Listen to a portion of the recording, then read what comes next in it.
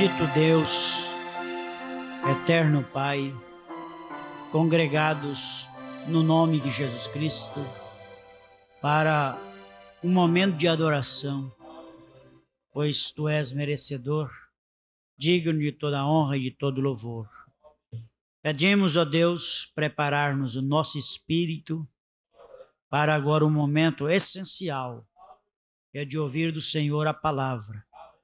E longe de Deus se vai todo engano, todo comportamento errado, e que o Senhor venha acrescentar em nós aquele temor reverencial e também o ardente desejo de perfeição, de viver para Cristo e renunciar ao mundo e todas as suas propostas pecaminosas. Fale com Deus agora, fale conosco agora, Deus. Traga-nos uma completa libertação.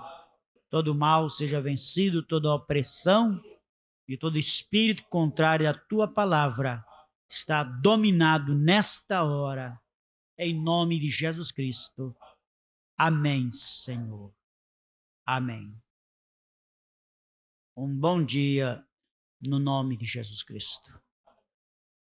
Estamos entregues nas mãos do Todo-Poderoso Deus e por isso boas coisas há de acontecer. O nosso Deus é rico em misericórdia, né? Eu quero trazer a lembrança da igreja, aquela êxtase que o irmão Brano, profeta de Deus, teve, de ir à sexta dimensão, chamo isso de além da cortina do tempo.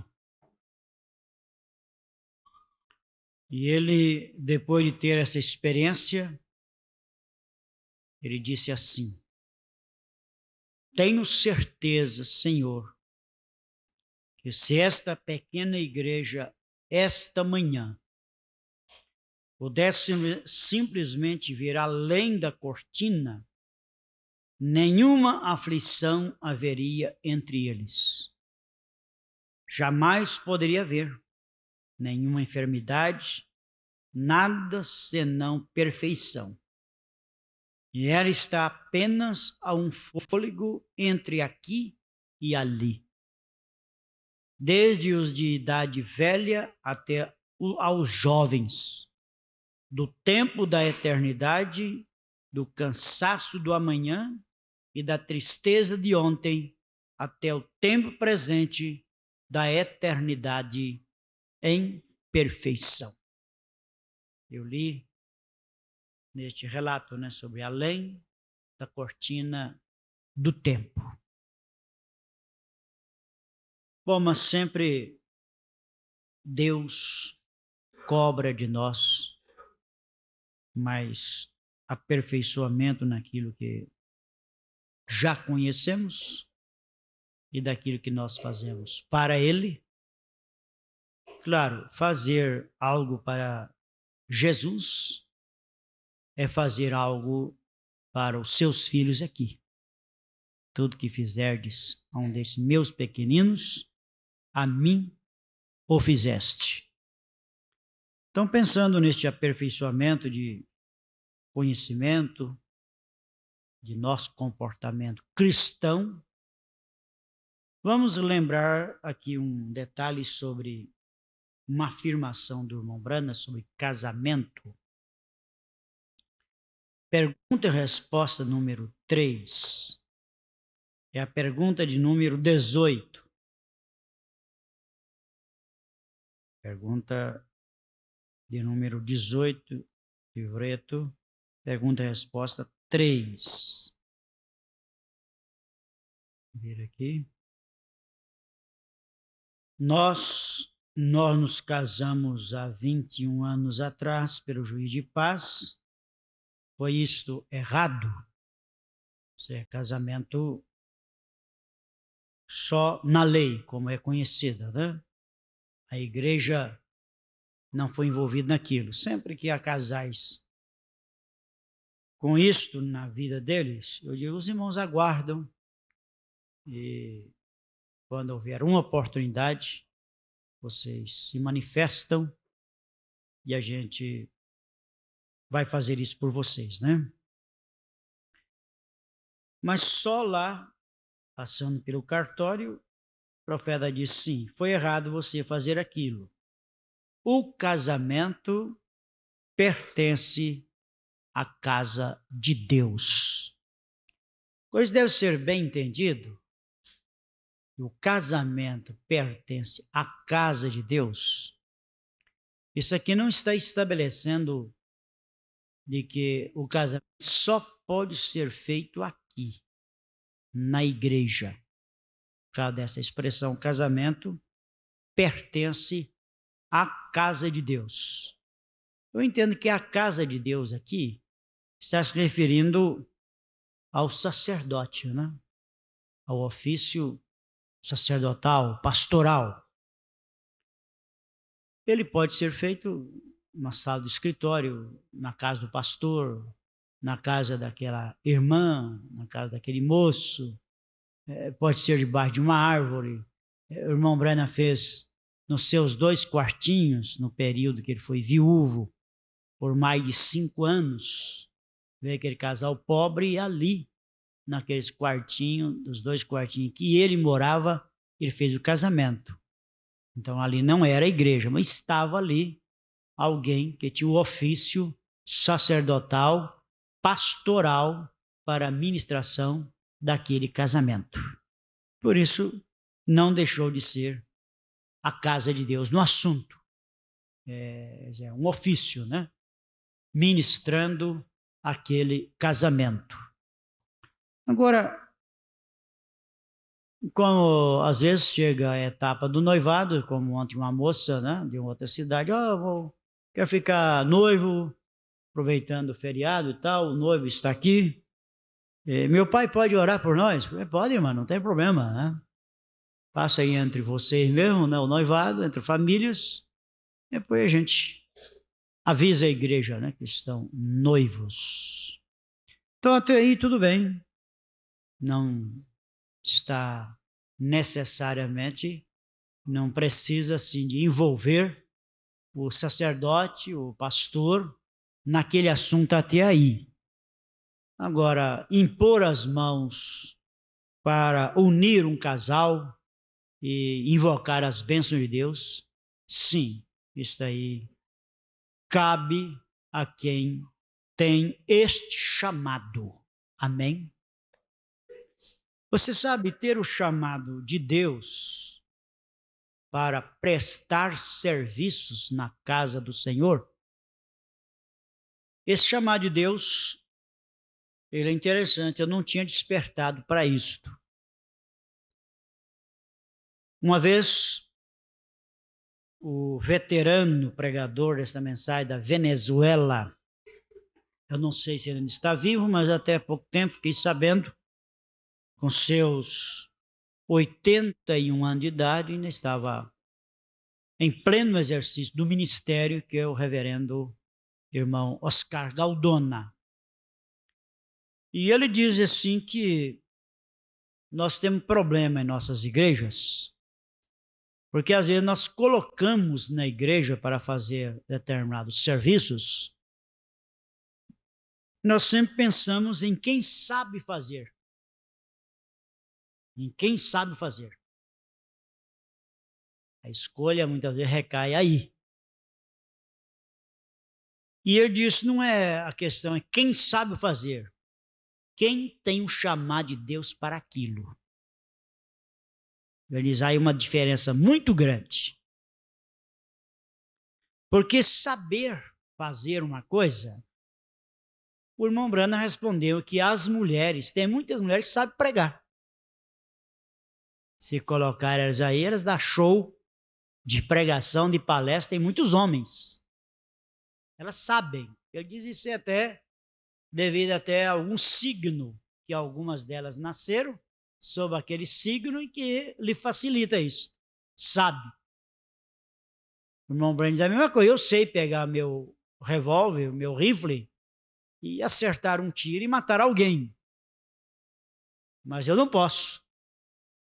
Saber eu sei. Mas a questão é se eu posso. E há mulheres que sabem pregar, não é de duvidar. Mas a questão é se elas foram chamadas. A questão é se elas foram chamadas. Por exemplo, até a parte de tocar na igreja tem que ter um chamado de Deus. A mensagem, lembrando-nos do Senhor, acho que é a partir do parágrafo, deixa eu ver aqui, é o 9. Parágrafo 9 da mensagem, lembrando-nos do Senhor.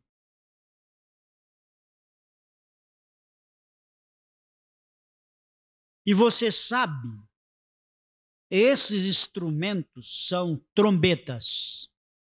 Ele está elogiando e reconhecendo a presença de um irmão que gosta de instrumento de sopro. Então, o irmão Branham chamou de trombeta, né? Instrumento de sopro. Então, estava lá aquele irmão que o irmão Branham gostava de ver aquele irmão, de ouvir aquele irmão tocar aquela trombeta, instrumento de sopro. E ele diz assim: você sabe, esses instrumentos são trombetas. Tenho desejado que um de meus filhos, pelo menos um deles, toque trombeta. E esse instrumento de sopro, Rebeca começou no piano, mas está naquela coisinha da idade de adolescência. Você sabe que ela quer desistir agora. E ela começou, o professor disse que teria de dar início à música clássica, introdução e assim por diante, de música clássica, a fim de poder impor a música religiosa nisso. Quando ela chegar às suas notas altas nisso, então ela acha, e ela agora, pois, eu vou desistir. E filhos são um problema. Filhos são um problema. E de qualquer forma, tem de ser um chamado de Deus. E de qualquer forma, tem de ser um chamado de Deus. Tem de ser um chamado de Deus para começar. Creio que sua irmã Sara, aí atrás, vai passá-la. De qualquer forma, e nunca teve uma aula. Então, de sorte que o chamado de Deus é melhor quando é dom assim. Mas eu gosto de trombeta. Lembro quando dedicaram este tabernáculo aí na esquina, as trombetas tocaram durante meio-dia aqui. Bom, parece que a tradução não é ficou meio-dia tocando, mas deve ter sido tocar ao meio-dia aqui, o hino. Lá na cruz, onde meu Salvador morreu, lá clamei pelo perdão dos pecados, lá o sangue foi aplicado ao meu coração quando eu colocava meu contexto na pedra fundamental. Agora, esta área de música, a maioria das igrejas, eu não digo a maioria das igrejas, mas as igrejas mais estabelecidas, podemos assim dizer, tem alguém ali para filtrar. Não é questão de eu quero cantar. E todo pai e toda mãe, claro, se regozija de ver lá o menininho, a menininha, o mocinho, a mocinha na frente cantando. Mas nós não estamos aqui exigindo, nunca foi exigido, bela voz de ninguém. Não, isso nunca foi exigido em nenhuma igreja da mensagem que eu conheço, essas belas vozes de destaque. Mas, pelo menos, tem alguns itens que tem que ser observado. Se aquele irmão ou irmã que vai cantar não se firma na tonalidade, tudo bem, uma vez errar, outra, tudo passa, né? Esses brancos que dá de vez em quando, né? Pode dar até no pregador, como pode dar até no cantor, né? E algum dia parece que a coisa lá não está muito bem para ele e ele não sai tão bem quanto outras vezes. Mas se é aquele que canta uma estrofe na tonalidade, quando é no outro, o instrumentista se perde tudo porque ele já alteia ou vai lá embaixo e a coisa fica de tal maneira lá que tu fica procurando que é coisa da vida, vai até o final do hino procurando acertar, ele tem que reconhecer, ele não é cantor. Ele não deve chegar aqui à frente para apresentar o hino. Pelo menos isso tem que ser visto, tem que ser observado. E então, lá em Mogi Guaçu, eu estava conversando lá com os irmãos, encarregando aos irmãos do instrumento, olha, vocês é o filtro disso. Porque parece uma menina, duas ou mais que vai cantar, tudo bem, em escolinha de criança é o terreno deles, deixa de divertir, cantar à vontade, tudo bem, entre as crianças, lá não tem nada dessa, vamos deixar eles nadar à vontade, né? Tudo bem, mas é um culto, aí a igreja até cheia, um culto oficial, e a pessoa se apresenta e começa o hino, começa de novo, vai, e a vez quando vai, a coisa não firma até o final do hino, e quase todas as vezes daquele jeito, então já é hora de dizer, reconhecer, eu não sou cantor, eu não tenho essa condição, ninguém está exigindo voz bonita, voz de destaque, mas pelo menos esse item tem que ser observado. Então, lá em Goiânia, por exemplo, tem lá antigamente a irmã Vera, depois parece que agora é o diácono, irmão Valdivino. Então o irmão vem cantar e tal, e ele canta, irmão, aí, uma estrofe, duas, um hino, e vai cantando, e ele é franco em dizer, irmão, não dá para cantar. O irmão não firma. Não dá para apresentar o hino, não. O irmão não tem outro hino aí? A irmã não tem outro hino? Aí, talvez tenha um outro hino que aquela pessoa dá conta de firmar a sua voz e não ficar aí judiando muito dos que tocam nos instrumentos, porque toda a igreja percebe, né? Quando a coisa não está encaixada. Ninguém precisa de ser músico para ver isso, né? Como é aquela expressão, ninguém precisa ser alfaiate para saber que a roupa está errada, né? Que ao usar a roupa, que ela não encaixa bem no corpo seu, né? Não precisa de ser alfaiate.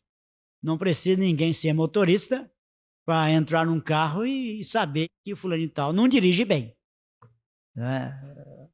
Pelas suas freadas imprudentes e pelas suas maneiras de ultrapassar e de outras coisas mais, né? Você sabe daquele motorista que numa esquina ele já levanta a frente do carro, para quando chegar na outra, frear, então você dá vontade de falar, para, vai libertar dessa loucura primeiro, para depois ter a sua prudência na direção de carro, né? Eu acho que a igreja também, aqui a maioria não é pregador, mas reconhece quando um homem é um pregador também, certo? Mesmo que a maioria não é pregador, não tem um chamado para isto, mas a igreja reconhece quando é que um homem é pregador e quando é que ele tem um ofício e quando aquele ofício, né, se é de Deus, ele gera uma unidade entre o povo,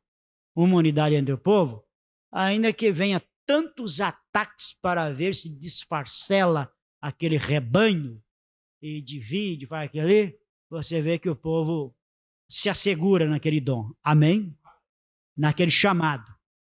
Porque o fato de uma pessoa ser convidado para chegar aqui e trazer-nos aí alguns cultos, pregar, isso impressiona qualquer um, porque se eu fosse convidado para ir a uma outra igreja de um colega, é claro, eu vou pensar naqueles dias, naquelas mensagens que eu saí melhor. É verdade? Logo me lembro daquelas que eu saí melhor e eu chego lá, vou apresentar aquelas. Puxa, a vida, ele prega mesmo, hein? Mas foi uma seleção de algumas, né? Em que a gente são melhor, mas quer ver a continuidade, o dia a dia com a igreja, né? Para ver como é que vai ficar. Então, a gente tem que ser amadurecido nessa parte. Mas tem que ser um chamado de Deus. Você está falando até sobre os que tocam. Não é questão de eu sei. E até para pregar, as mulheres também sabem pregar. Elas foram chamadas para aquilo. Bom, vamos agora dar continuidade aqui. Eu me lembro uma noite na igreja metodista da Trindade, quando o velho doutor Morris, um de vocês que viveram lá no meu tempo se lembram do doutor. Um velho homem santo. Perderam um dos mais notáveis homens quando perderam este doutor, devido à sua idade, um velho homem pio, e sempre gostava demais de ouvi-lo pregar. E fui ouvi-lo lá na igreja metodista da Trindade lá. E aquela noite, 2 rapazes saíram numa pequena sacada, bem quando a esposa e eu estávamos subindo e estavam segurando suas trombetas para cima assim. E aqueles instrumentos lá, e tocaram aquele hino lá na cruz, onde meu Salvador morreu, aquela grande cruz em cima girando. Eu só fiquei na rua e ouvi, com as mãos para cima. Simplesmente comecei a louvar a Deus abertamente. Eu não pude evitar este momento de emoção. Amém? Eu não pude evitar sistema de emoção. Você já pensou? Israel, com suas trombetas, seus instrumentos, rodeando os muros de Jericó, tocando aquele dali, aquele por certo tremia tudo. E 7 voltas, as muralhas caíram. Amém? Eu creio que ali todos se emocionaram, gritaram, festejaram. O Senhor, mais uma vez, pelejou por nós. O Senhor, mais uma vez, pelejou por nós. Tem algum tipo de emoção dentro de um cristão? Tem algum tipo de emoção dentro de um cristão que nasceu de novo? Quando isso pulsa, tem alguma coisa que tende a acontecer. Somente isso. Não há nada como a experiência cristã antiga, a antiga. Não aceitaria nada por ela. Minha experiência não trocaria por riqueza nenhuma do mundo, nem pelo mundo inteiro, ou todo o sistema solar e tudo, pelo que Jesus tem me ensinado de si mesmo. Pelo que Jesus tem me ensinado de si mesmo. Graças a Deus. Agora vamos ver aqui, irmão. Nós vamos colocar em meditação Hebreus capítulo 13. Hebreus capítulo 13. O irmão Branham teve uma série de mensagens, mas ele foi só até Hebreus 7. Bom, que temos chegado em nossas mãos mensagens até o Hebreus 7. Eu não sei se ele foi naquela série de culto até o último capítulo aos Hebreus. Mas Hebreus 13. Ficamos de pé e vamos respeitar a leitura da palavra.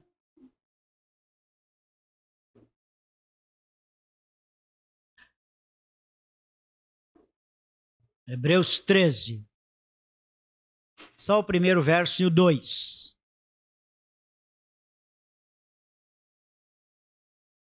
Permaneça a caridade fraternal. Não vos esqueçais da hospitalidade, porque por ela alguns, não sabendo, hospedaram anjos. Vamos assentar?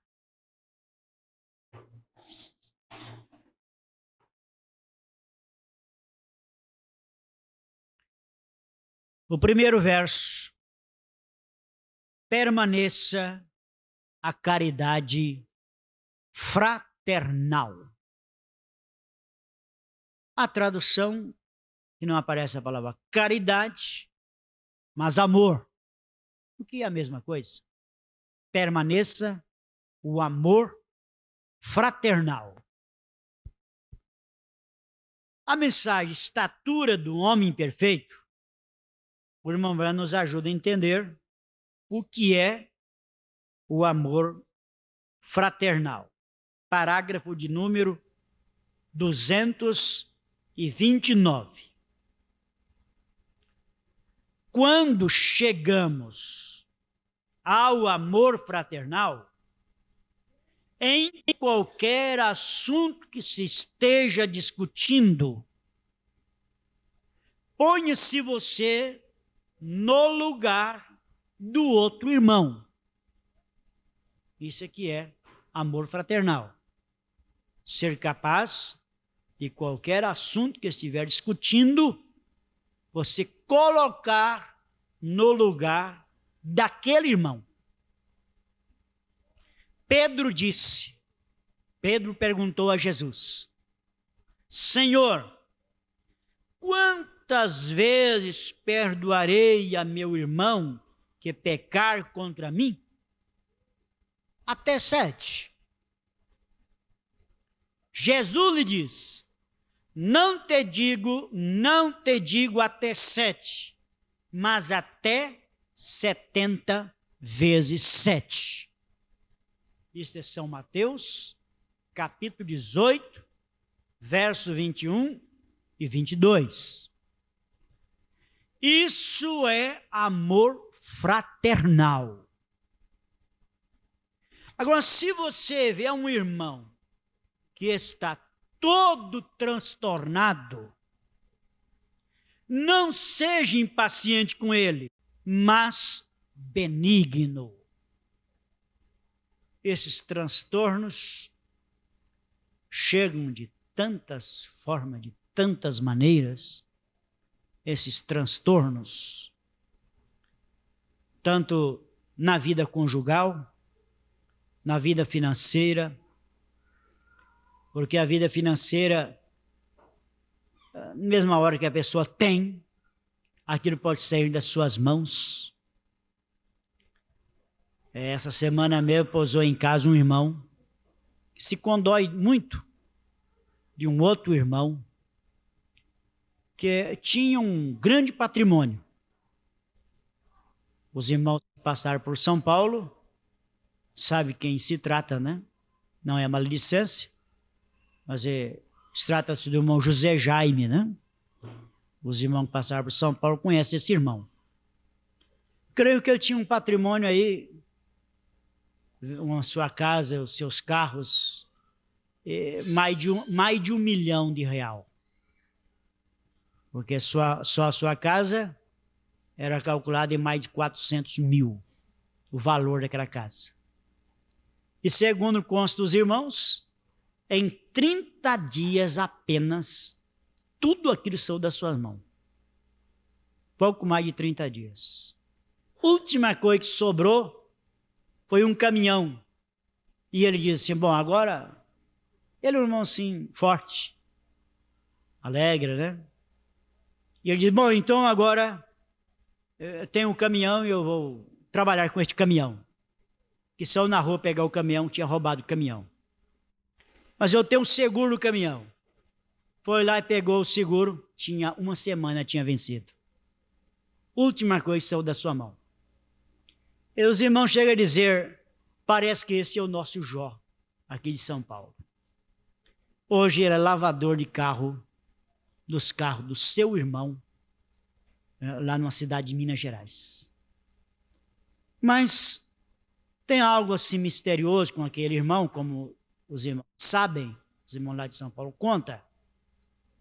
E ele ser dirigido por Deus, ir orar por alguém, e quando um rapaz todo transtornado de mente, e ele orou e depois de um tempo voltou, o rapaz todo ordenado, de paletó e gravata, trabalhando normal, todo restaurado na sua saúde e na sua mente. Eu até disse, será que não tem um propósito de Deus para esse irmão, para posicionar em outro, né? Então, são coisas que a gente sabe, conhece, né?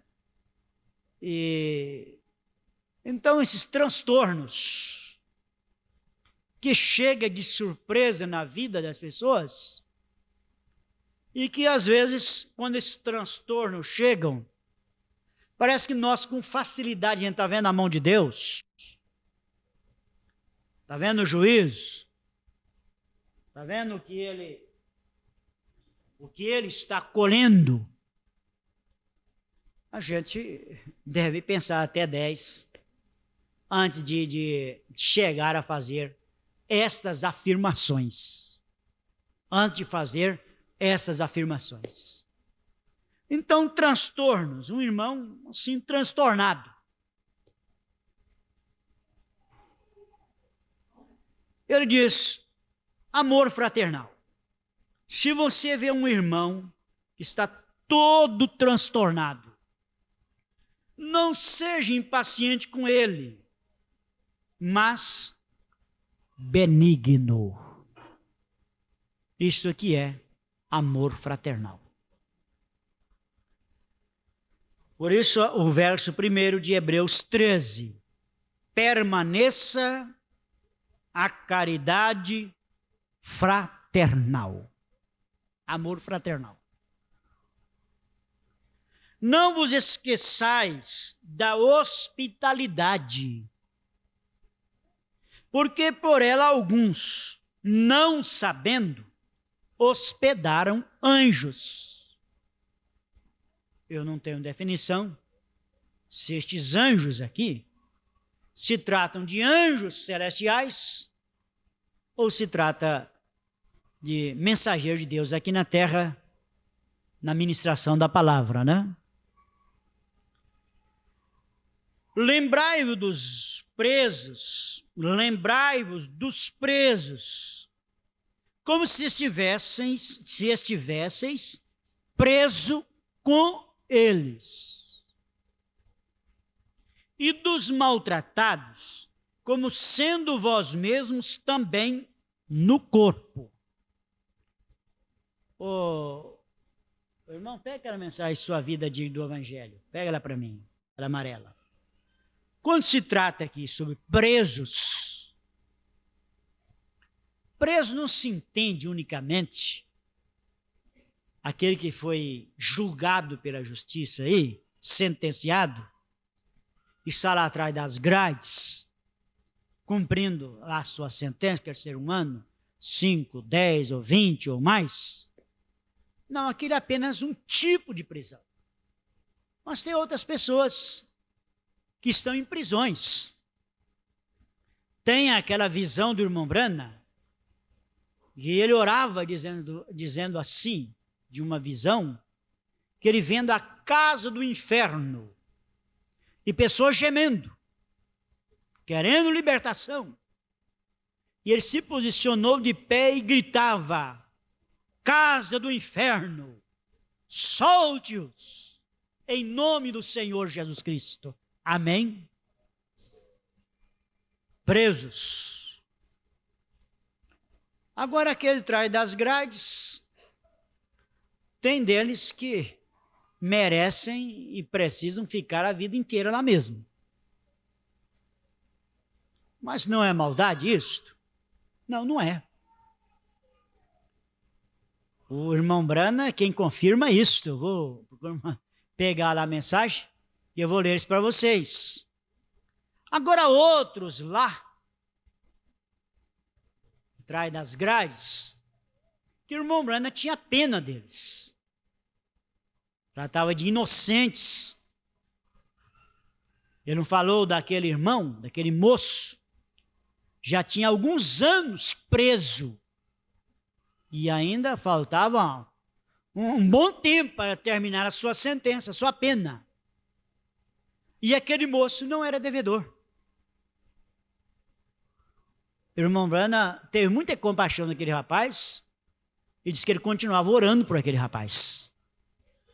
Porque o rapaz foi o imprudente, vocês já sabem aquela história dos dois assaltantes que chegou na casa dele e pediu que ele emprestasse o carro para eles ir fazer uma compra no supermercado. A esposa daquele irmão o chamou à parte. Parece que ela fez o mesmo papel da mulher de Pilatos. A mulher de Pilatos chamou Pilatos à parte e disse: Pilatos, meu marido, não entra na questão desse justo aí não, tá? Eu tive um sonho nesta noite, eu muito sofri por causa disso aí, ó.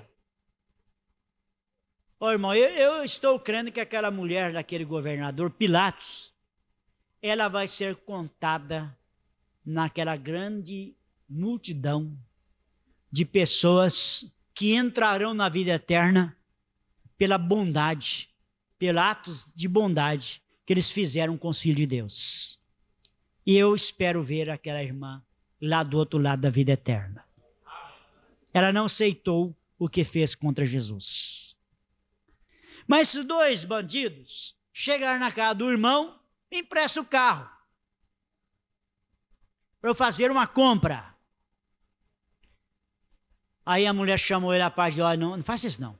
Esse rapaz aí, fizer um discernimento daquela irmã, lhe indicava que aquilo não resultava em coisa boa. Não lhe foi emprestado o carro.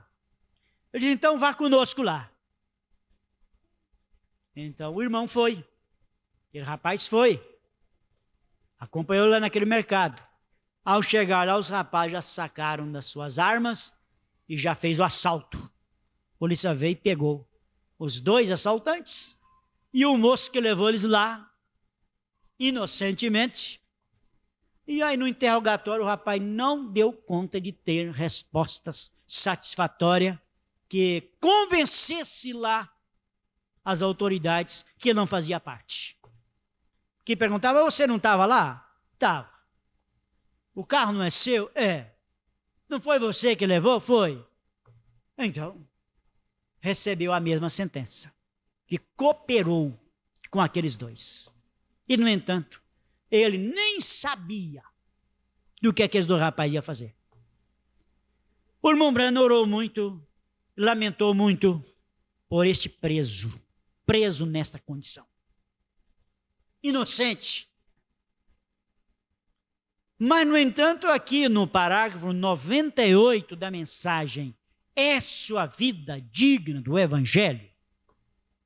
A gente olha o irmão Brana e diz: oh, mas um homem cheio de amor, homem que orar por todo mundo. Mas ele tinha o seu lado de bravo também. Ele não era um banana, não. Ele, como fala, ele não tinha sangue de barata, não. Quando era para altear sua voz e ser positivo, se alguém até pensa... Você sabe que um dia ele deu um murro no rapaz?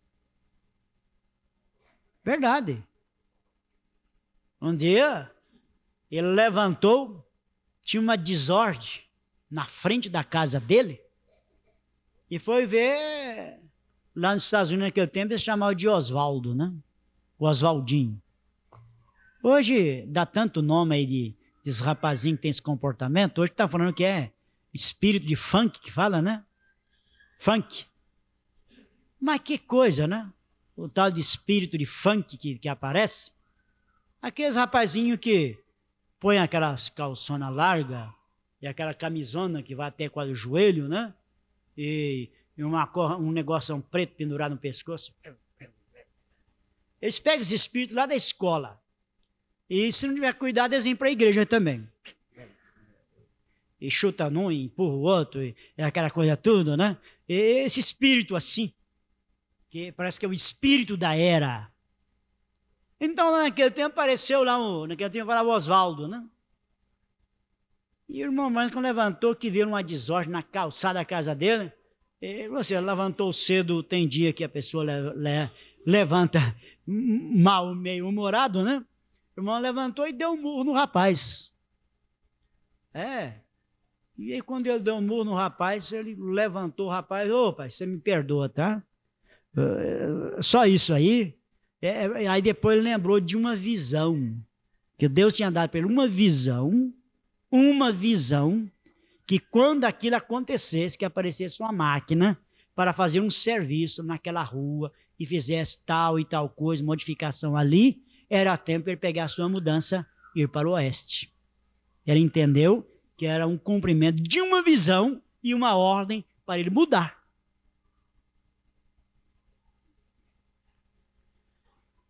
Bom, eu fico pensando sobre essa parte brava do irmão Branham, porque Jesus também teve essa parte. Jesus não ficou só, vinde a mim todos vós que estáis cansados e oprimidos, e eu vos aliviarei. E põe suas mãos abençoadas sobre alguém, e curando, libertando e abençoando, só falando em amor. Não, um dia ele preparou um chicote, daquele de doer mesmo. E entrou no templo, e aí foi só chicotada nas costas de sacerdote bondoso, que falava mansinho, só em amor, que os negros mesmo abaixavam mesmo, né? E o chicote nas costas, o rague nas costas. Por que vocês fizeram da minha casa casa de comércio? Ela tem que ser casa de oração. Amém? O irmão Branham também, olha, a gente examina assim, escuta, mas uma mulher tão submissa, como é a irmã Meda, mulher de oração, obediente, vida limpa, e no entanto um dia o irmão Branham diz para ela, sai do meu caminho. Sai do meu caminho. Puxa vida. E aquilo ficou registrado na mensagem. O mundo inteiro sabe disso. Sai do meu caminho. Não me atrapalhe em minhas decisões. Eu tenho convicção que a minha decisão é de Deus.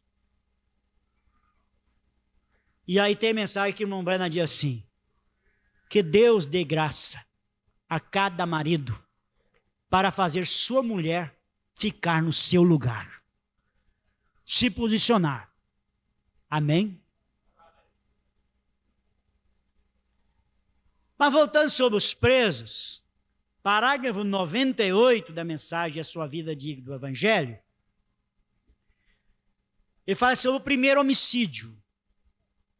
Eu disse, o primeiro homicídio que foi cometido na terra, um irmão matou o outro. E Deus não tirou sua vida por causa disto. Ele colocou uma marca nele que ninguém deveria tirar sua vida. Isto é correto. Este é o juiz supremo. E eu vejo que eles tiraram uma sentença deles. Agora, eles vão passar por outro interrogatório, que eu estou referindo a um outro caso aqui, né? Naturalmente, eles ficarão vivos agora, que serão 11 anos, e talvez receberão um livramento condicional.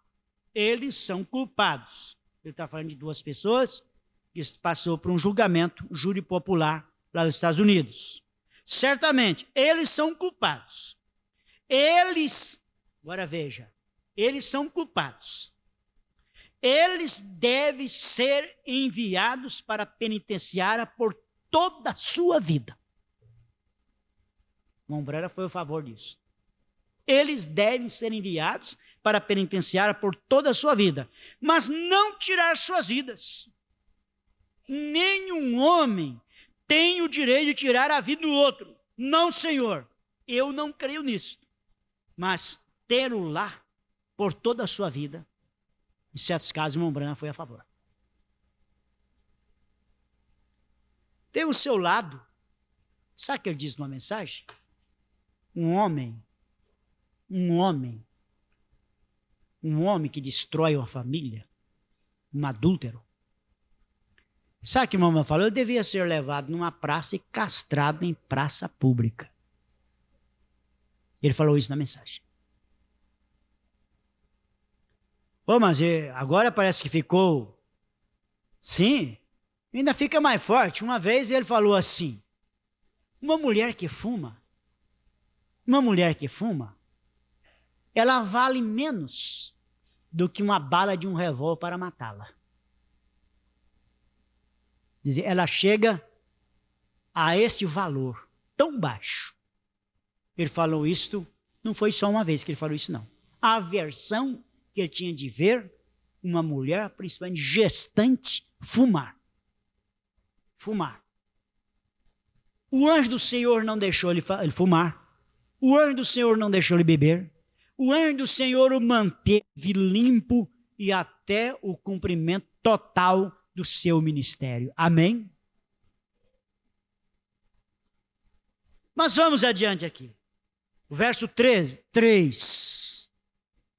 Lembrai-os dos presos como se estivessem presos com eles, e dos maltratados, como sendo vós mesmos também no corpo. Venerado seja entre todos o matrimônio e o leito sem mácula, porque aos que se dão à prostituição e aos adúlteros, Deus os julgará. Deus os julgará. Meu irmão, o caso do adultério, ele não está estritamente um assunto de infidelidade conjugal. Mas aí já se fala muito, esse é um documento adulterado. Quer dizer, ele foi diminuído ou ele foi acrescentado? Esse é um cheque adulterado? Quer dizer, ele foi diminuído o valor ou aumentado o valor? Tem leis rigorosas nisso aí, porque eles são também adúlteros. Eles não quer dizer que eles foram infiéis àquele homem, à sua esposa, que a mulher foi infiel ao seu esposo, mas ela cometeu um adultério. É um outro tipo de adultério. E a Bíblia diz que aquele que acrescentar ou diminuir as palavras deste livro, o seu nome será arriscado lá. São adúlteros. Adulterou essa palavra. Por isso nós temos que ter cuidado, sabe o que acontece? Porque quando você vai falar da mensagem para um denominacional, o denominacional já diz, escuta, isso aí está na Bíblia. Está na Bíblia, eu creio. Não é assim que você ouve? Quando você vai pregar a mensagem para eles, eles já fazem pergunta, escuta, isso aí está na Bíblia? Até quando você fala sobre o irmão Brana, fala, mas tem esse nome na Bíblia? Eles têm até essa preocupação. Não tem, irmão. Não tem o nome de William Brana na Bíblia, mas tem o ministério dele. Malaquias 4, e você explica. Agora, o povo da mensagem já tem um outro linguajar. Qualquer coisa que você fala aqui do púlpito, o povo quer ter a certeza se aquilo está na mensagem. O povo da mensagem quer gozar essa segurança. Mas escuta, isso aí tem alguma mensagem falando assim? Se não tem, não te preocupe, não fique inquieto. Você não está obrigado a crer naquilo. Amém? Isso aqui não está na mensagem. Pode ser bonito, emocionante, mas está na mensagem. Como uma vez eu vi uma coisa parece até bonita, emocionante. Uma pessoa falar sobre Noé, a construção da arca, as medidas, as ordens que Deus deu ao profeta Noé. Veio falando, e depois foi criado aquele suspense. O que é que vocês acham que os bichos comiam dentro da arca, e as aves, estavam tudo ali dentro?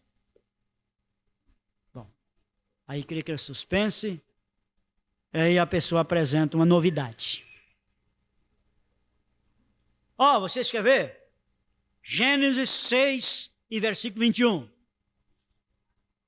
É o que eu ouvi uma vez. Gênesis 6 e 21. Que diz assim: e tu toma para ti de toda a comida que se come, e ajunta para ti, e te será para mantimento, para ti e para eles. Bem, mas aí vem a pessoa e diz: olha, tá vendo? Ali dentro da arca foi um alimento só. Deus mudou o apetite de todos os animais e todos passaram a comer uma coisa só. Tiveram um só alimento. Todos os apetites foi mudado e tornou um só. Então a comida que era do profeta Noé também era de todos os bichos e aves. E aí faz aquela aplicação bonita, até emociona. Olha, nós éramos aí um batista, um presbiteriano, um adventista e tal, e nós somos congregados tudo dentro da nossa arca, que é a mensagem, e nós temos um alimento só, o que o profeta nos deu, então estamos comendo uma coisa só. É bonito, né? Parece o quadro. Mas vem a pergunta, está na mensagem? O profeta falou isso? Se não falou, não tenha temor de rejeitar. Não, eu fico com a mensagem. Porque o irmão Brana diz que nós temos que repetir o que ele falou. Amém? E depois o próprio verso, o final dele, o 21, parece que dá esse entendimento, né? E te será para mantimento para ti, quer dizer, para o profeta Noé, será alimento para ti e para eles, quer dizer, para todos os bichos, né? Tudo ali. O final, se isolar, a metade deste verso. A metade. Mas e o princípio do verso? E tu toma para ti de toda a comida que se come. Aí não foi um alimento só. Foi variedades de alimento. E depois nós quebrar a cabeça com uma coisa dessa, porque é começar. Dentro daquela arca deve ter ocorrido milagres. Dentro daquela arca. Porque você já pensou? Um urso que se alimenta de mel, será que foi levado tanto mel? Ou tanta abelha para criar mel? E assim vai indo, né? As coisas. Então é aquilo que o irmão Manias não conjecture. Não é coisa para a gente entender. O nosso Deus, nós não entendemos Ele, nós cremos nele. Amém? Nós o cremos nele. Nós temos que, vamos dizer, o poder nacional está escrito na Bíblia? Nós não. Nós sempre temos uma pergunta. Tem mensagem? Me mostra a mensagem. Que fala assim. Se não mostrou, pode ser emocionante, pode pular, pode fazer o povo chorar. Eu não dou atenção para essas coisas. Ninguém deve dar atenção para essas coisas. Nós temos uma coisa sólida, firme. Amém? E há pessoas que ficam presas nessas coisinhas.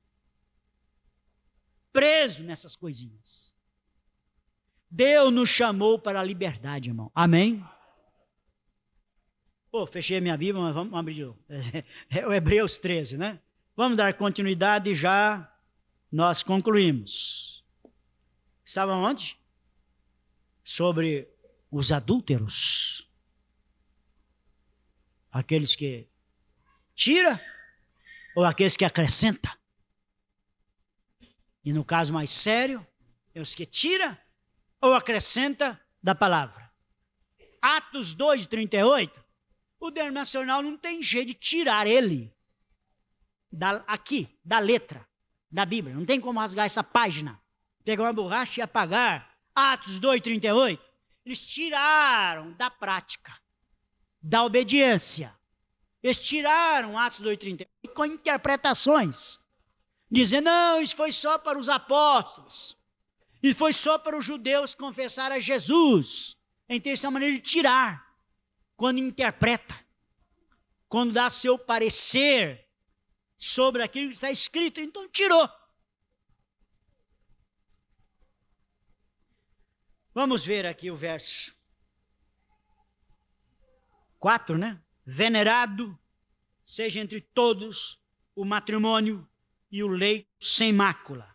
Porém, aos que se dão à prostituição e aos adúlteros, Deus os julgará.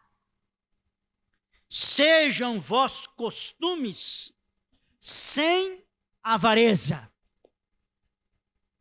Tudo bem, costumes, a teologia tem até uma matéria que fala sobre uso, costume e doutrina.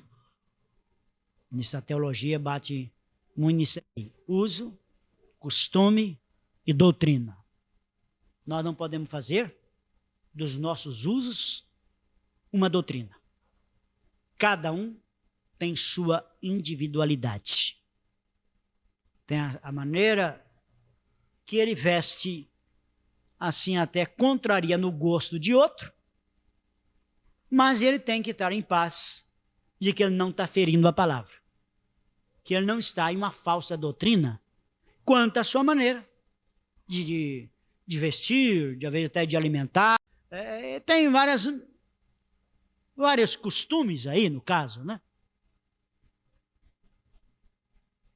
Venerado seja entre todos o matrimônio, o leito sem mácula, porém os que se dão à prostituição e aos adúlteros, Deus os julgará. Sejam vossos costumes sem avareza, contentando-vos com o que tendes. Porque ele diz, não te deixarei, nem te desampararei. E assim com confiança ousemos dizer, o Senhor é meu ajudador. E não temerei o que me possa fazer o homem. Lembrai-vos dos vossos pastores que vos falaram a palavra de Deus, a fé dos quais imitai, atentando para a sua maneira de viver. Jesus Cristo é o mesmo ontem, hoje e eternamente. Só a mensagem que nos deu luz sobre esse pequeno versículo, Hebreus 13:8. Jesus Cristo mesmo, ontem, hoje e eternamente. Porque o denominacional, quando ele fala Jesus Cristo mesmo ontem, ele está se referindo aos dias que ele esteve aqui na terra, há 2000 anos atrás. Mas agora a revelação nos mostra que Jesus Cristo é o mesmo ontem, está falando o Velho Testamento. Que Jesus Cristo, no Novo Testamento, é o mesmo Jeová do Velho Testamento. Amém? Por isso que ele é o mesmo de ontem, hoje e eternamente. É Apocalipse, capítulo 1. Aquele que era, que é e que há de vir. É o mesmo, aquele que era, e o que é, e o que há de vir. Este é Jesus, o Todo-Poderoso. Aleluia. Por isso, quando a revelação chega, a Bíblia se torna uma coisa nova. Graças a Deus. Ela se torna uma coisa nova. Há uma renovação. Não vos deixeis levar por doutrinas várias e estranhas, porque bom é que o coração se fortifique com graça e não com manjares, que de nada aproveitaram aos que a eles se entregaram. Temos um altar de que não tem direito de comer os que servem ao tabernáculo, porque os corpos dos animais cujo sangue é pelo pecado trazido pelo sumo sacerdote para o santuário são queimados fora do arraial. E por isso também Jesus, para santificar o povo pelo seu próprio sangue, padeceu fora da porta. Saiamos, pois, a ele fora do arraial, levando o seu vitupério, porque não temos aqui cidade permanente, mas buscamos a futura. Portanto, ofereçamos sempre por ele a Deus sacrifício de louvor, isto é, o fruto dos lábios que confessem o seu nome. Nossos lábios estão confessando o nome dele, Jesus Cristo. E não vos esqueçais da beneficência e comunicação.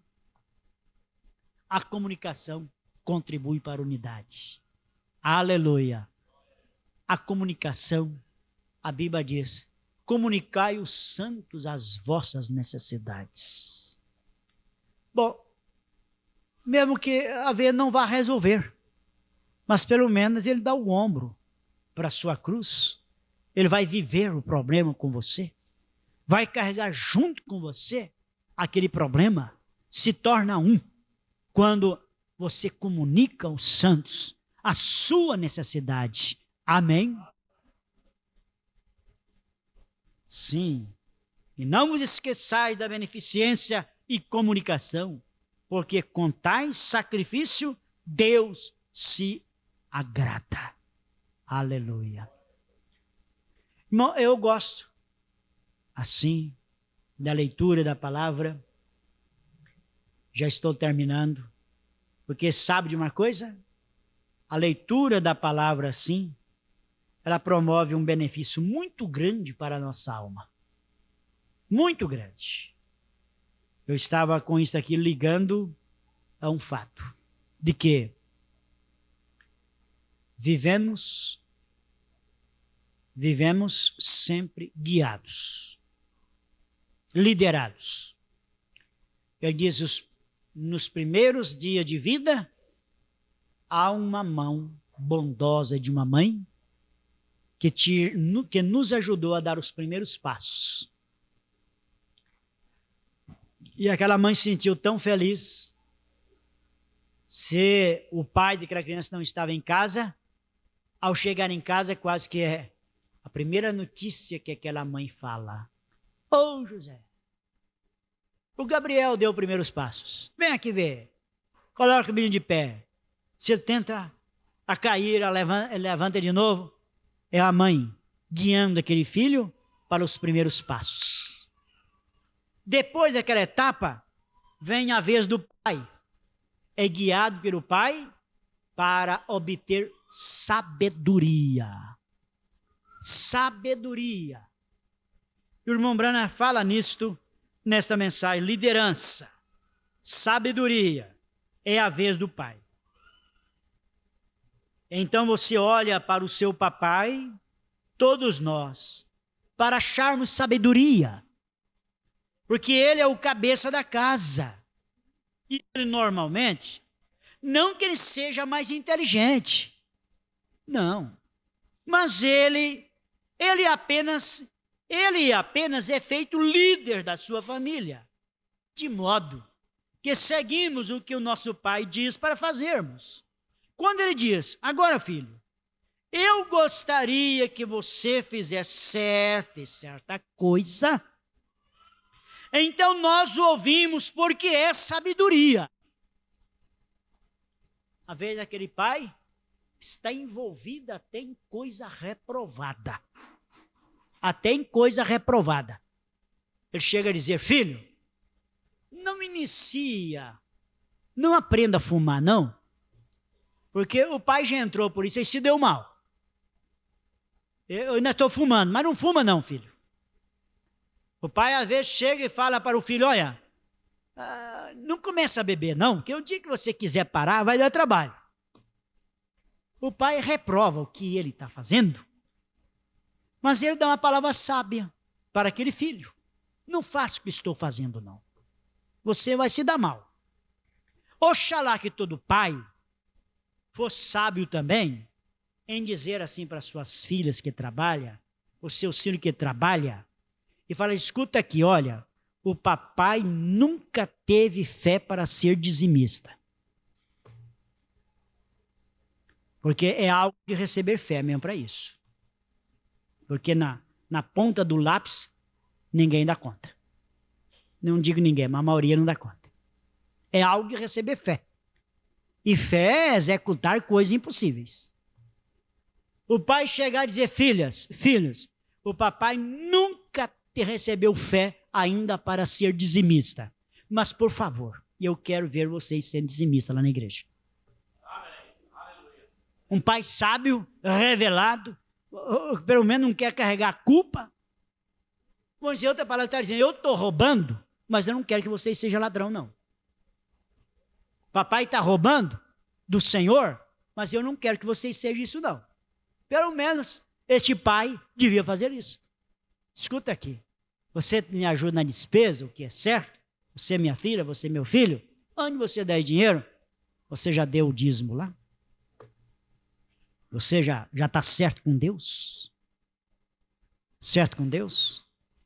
Olha, o que é coisa verídica, a gente tem que elogiar. Uma pessoa abençoada. Aqui tem o caso do... Cadê o Catarino? A irmã está aí, né? Cadê a irmã Adete? Saiu? Eras aí a testemunha? Coitado.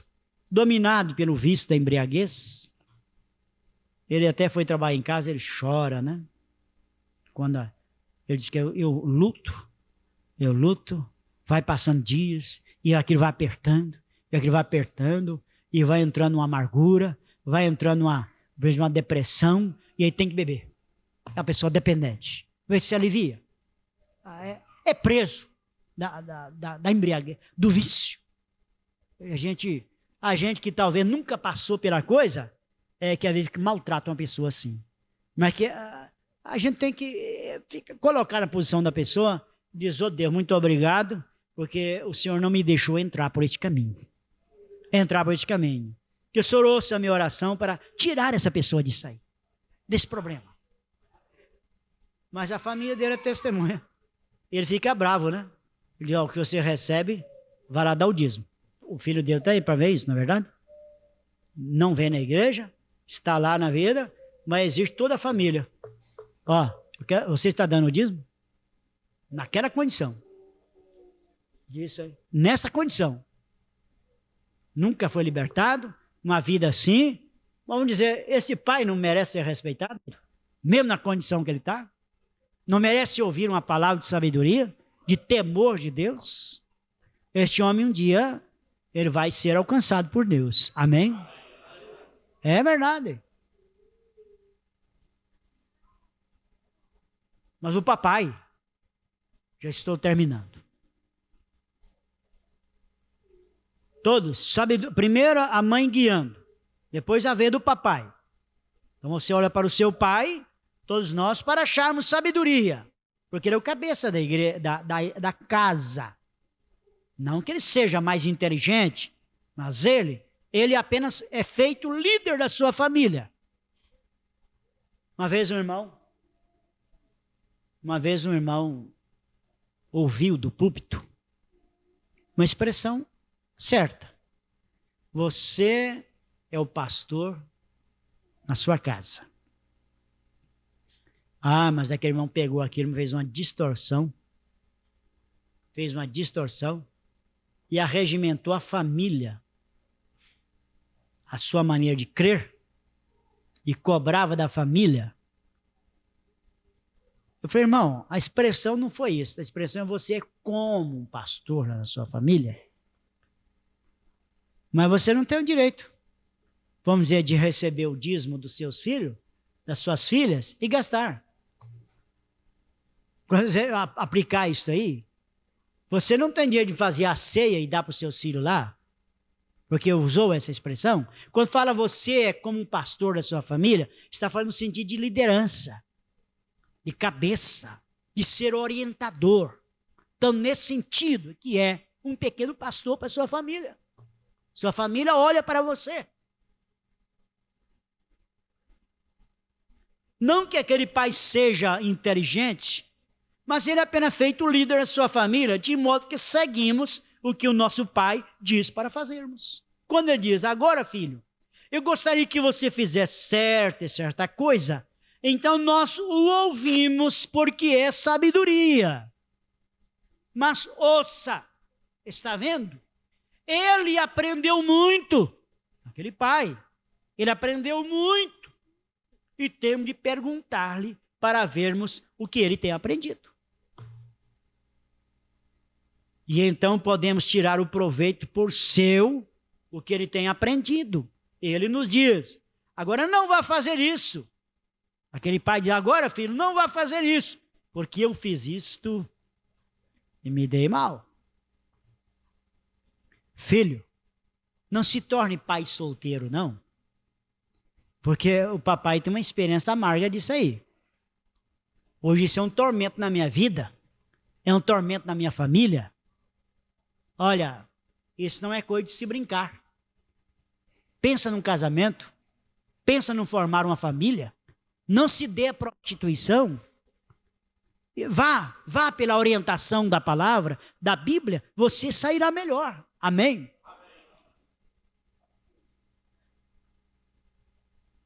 Agora ele vai dizer, filho, não vá fazer isto, porque eu fiz isso, meu pai me disse para não fazer, mas eu fiz. E isso fez com que isso acontecesse para mim, algo ruim, de modo que está vendo. Então ele, o papai, nos diz como fazer e o que fazer certo. Então depois da mamãe, vem o papai, depois vem a professora, que nos enche conhecimento de letras, e às vezes é encaminhado também para um especialista em negócios, sempre alguém nos dirigindo, mas quando se encara o assunto da vida eterna, ele se torna mais sério. E ele diz, houve um jovem muito bem sucedido.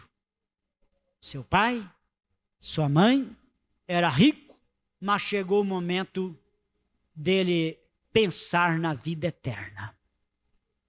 E ele reconheceu e creu, Jesus pode me guiar nisto. Amém?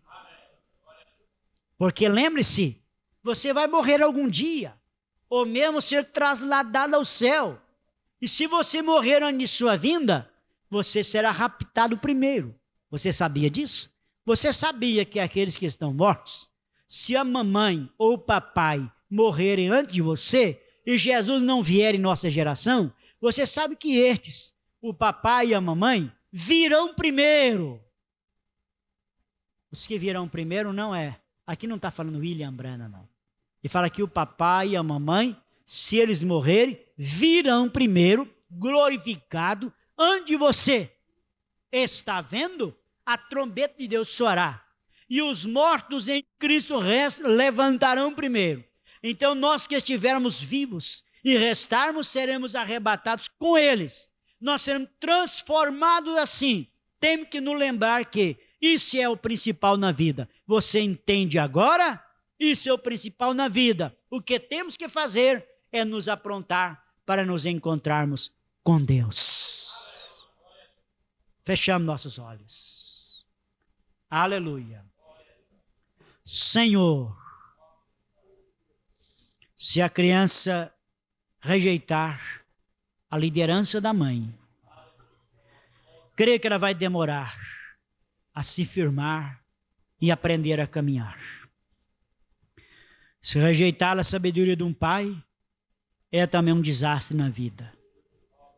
Se não ir à escola e rejeitar a liderança de uma professora que lhe dê conhecimento, ó Deus, quantos que têm dificuldade com isto hoje, de um emprego, porque não tem um grau de escolaridade, não se propôs a aprender, aí estão pagando caro.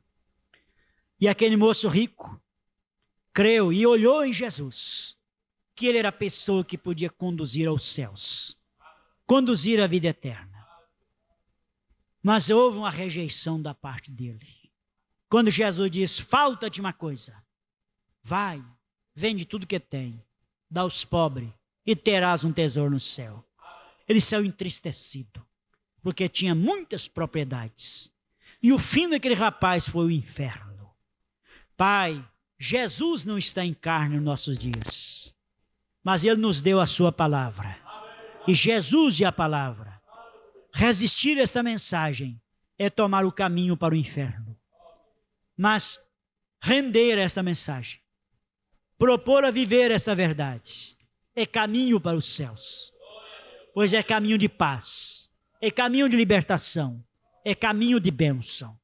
Pai, que o Senhor nos dê graça, temor, fé, para viver a Tua palavra, em nome de Jesus Cristo, é que nós te pedimos. Aleluia, aleluia, graças a Deus. Deus os guarde, Deus os abençoe.